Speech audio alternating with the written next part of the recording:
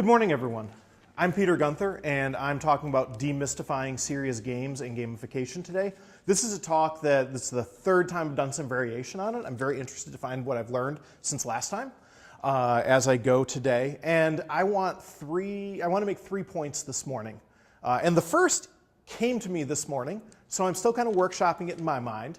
But I'm going to argue that play is the oldest learning technique. I feel kind of confident saying that. If you think about it, mammals outside of humans, I've got an 11-month-old kitten who drives his older brother nuts because he's always wanting to play. And play is how cats, including the big cats, learn to hunt.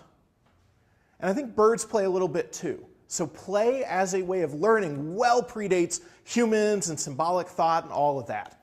So play is a fantastic way of teaching and learning. In fact, second point, games have the same characteristics as any good learning.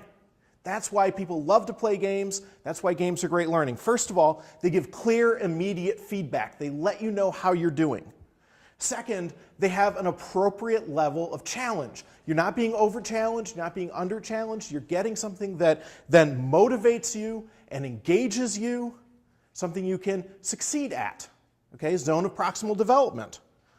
They provide repeated practice because they are motivating and engaging, and because they include a game loop that gets you doing things over and over again. They provide a great way for repeated practice. And then finally, they're a safe place to experiment and a safe place to fail.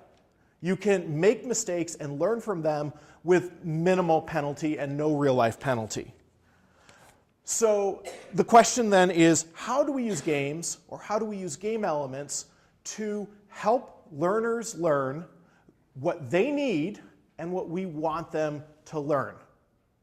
My quick answer to that, the third takeaway, is that point I just made: games provide repeated practice. So when you have a skill that requires repeated practice, that needs a safe space to try out, then games are the right way to go. Gamification takes those game elements and it uses them to provide engagement and motivation around other topics or other systems besides games. And so gamification, when you have behaviors that you want to build, gamification drives those behaviors. So that's, in a nutshell, the session. I have lots more to share with you, and I look forward to seeing you here in the big space. Thank you.